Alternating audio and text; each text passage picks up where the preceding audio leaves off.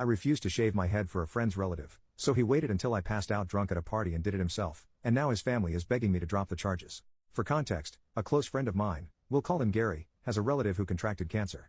I, mid-20s male, was sympathetic and even contributed $100 to a donation pool for their treatment. But Gary came to me one day and took his hat off to reveal a freshly shaven head. He told me that everyone in his family were doing it in support of his relative, and so were a lot of our mutual friends. Then he asked that I get on the bandwagon. I told him I didn't want to shave my head because I like my hair. My hair is black, regularly combed and well styled. He said I could just get a wig or something and had actually brought his shaver kit. He was unboxing it when I told him this was not happening. I don't even really know his relative that he's doing this for. So I'm not doing it, end of discussion. He called me a jerk and left pretty angrily. We didn't speak for a week. Then last Saturday I got invited to a party at another close friend's house. There I found out that Gary had tried the same thing on several other friends, and only a couple of them actually did shave their heads. Gary wasn't at the party, so I had a blast hanging out, playing video games and listening to rock music, but I had way too much to drink and couldn't drive home, so they said I could just sleep upstairs. I passed out on a bed and it was a blissful sleep till I was shaken awake by another friend who told me Gary had showed up late and they caught him shaving my head while I was passed out. I saw what I looked like in a mirror and wanted to scream like I was in a horror movie. Gary even shaved off one of my eyebrows. Gary was still there and acting proud of himself, saying now you're gonna have to shave off the rest, just like me. LOL. I was furious and called the cops. When they got there, Gary fully admitted to what he had done to me and even said he was justified. The police didn't seem to think so, as this is classified as a form of assault. They asked me if I wanted to press charges and the first words out of my mouth were hell yes.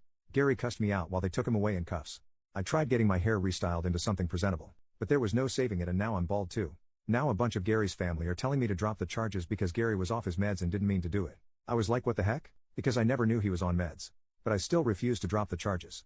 It'll take months to grow my hair back the way it was.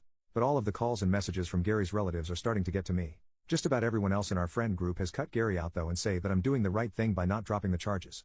So now I'm divided. Am I actually wrong for pressing charges on a former friend for shaving my head in my sleep? I'm pissed. Edit. I want to make something clear here. So many people have said things like, dude, it's just hair. But would they all be saying that if I wasn't a man? What if I was some girl that had hair that took years to grow?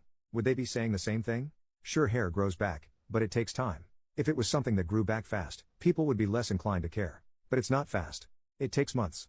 And for some who had long hair, years. That's a lot of time wasted growing. And I don't plan on pushing for Gary to go to prison, but I don't plan to drop the charges either. His family already bailed him out. And while I didn't know he was on meds, I knew he had quite the temper, and even an entitled attitude at times. One example being a lunch where he wanted us all to combine the check and split it evenly. He got the most expensive thing on the menu. I got a cheeseburger. When we all said no, Gary went off on us for not being good friends. He's always been a jerk when he doesn't get his way, and I've only known him for like 3 years. This incident was the last straw for not just me, but a lot of other mutual friends. As for the charges, I don't want to send Gary to prison, but I would like him to get some therapy and community service. With the way Gary has acted around me in the past, and what he did to me, I actually wonder how long before he got more violent. I've seen and heard of him getting in fights for less.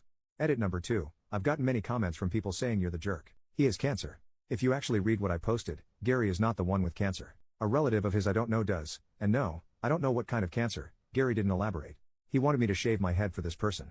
And when I refused, he left in a tantrum. Then shaved my head while I was passed out drunk at a party.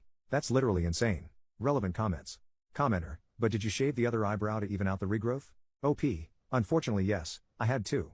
Commenter number 2, you're not the jerk. Being off meds may be a reason, but it's never an excuse, and that was definitely assault. In fact, if you haven't already told the police, make sure they know that Gary previously asked you to get on the bandwagon, said he'd shave it for you while unpacking his equipment, but you refused and he verbally assaulted you. He knew you didn't and wouldn't consent, but did it anyway while you were unconscious. OP, the police know every detail about Gary that I've given here, save for his family harassing me. Which I intend to tell the police about as soon as possible. OP, in regards to if his other friends knew about this, my friends all want nothing to do with Gary anymore. They didn't egg him on. They had no idea he was going to do what he did. Commenter number 2, actually if you're going to talk to the DA, they may be able to offer him a plea where he needs to stay on meds or go in treatment. OP, I already figured not much was going to happen since I wasn't harmed other than my hair. Whatever deal he takes in court, if he gets one, won't really matter to me. What does matter to me though is that this process makes him realize just how badly he screwed up. Meds or no meds. Commenter number 3, how did he get into the house? You're 100% not the jerk and should press charges. But who let him into that house? It was someone else's place, and I am assuming he either came in super late or early in the morning. The reason I am asking is that in addition to Gary, someone let him into the house, and I would be interested to know the reasoning. OP, Gary got in because they let him in. They figured his tangent about hair was over. He tried to convince a bunch of them to shave their heads like he did to me. And none of the people there let him do it. My guess is he singled me out because I was passed out. If not me, it could have been anyone else there if they'd passed out drunk instead.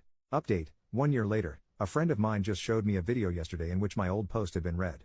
Honestly, I'd nearly forgotten about it since I was only there to ask if I was the jerk or not. But I thought I'd give a little update in this subreddit since entitled spells out Gary pretty well. Other than the shaving incident, he tried to get us to partially pay for his food multiple times by combining the check and dividing it equally when he always got the most expensive thing on the menu, and once even pulled the I forgot my wallet bit. He was described as a neckbeard by multiple people, including women he flirted with. He tried to get a married neighbor woman that was older than him to have an affair with him, and then later egged her apartment door when she refused. That one I only learned about a couple months after my original post. And no, Gary never saw consequences for doing that.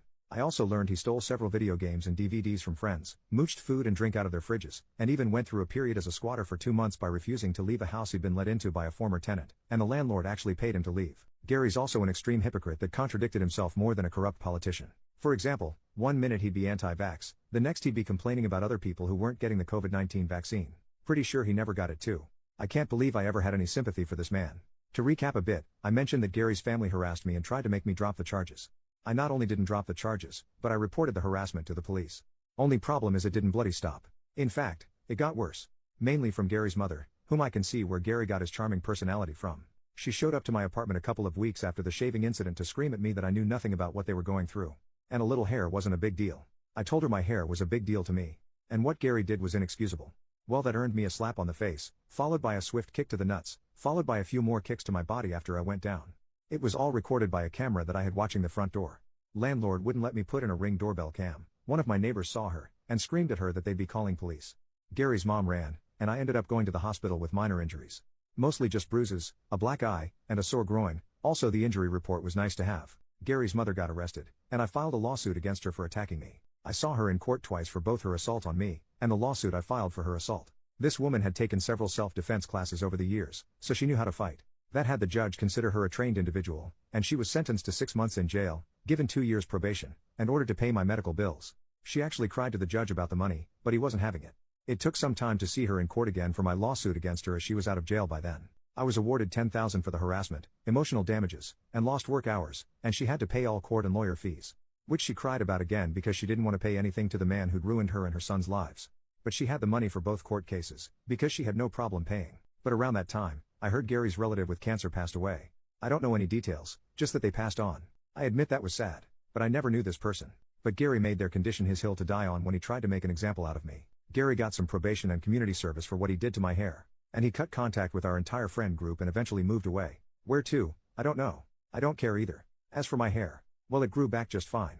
Took nearly half a year to get it back how it was. My boss had me put out of sight for a while, and I was wearing a hat everywhere for at least a month. I did take that $10,000 I got in the lawsuit and combined it with my savings for a down payment on a house. So I've since moved into a much better abode. I also have a girlfriend now that's living with me. It was a bit soon for her to move in, but there were extenuating circumstances. We're making it work though, and I'm happy. More relevant comments.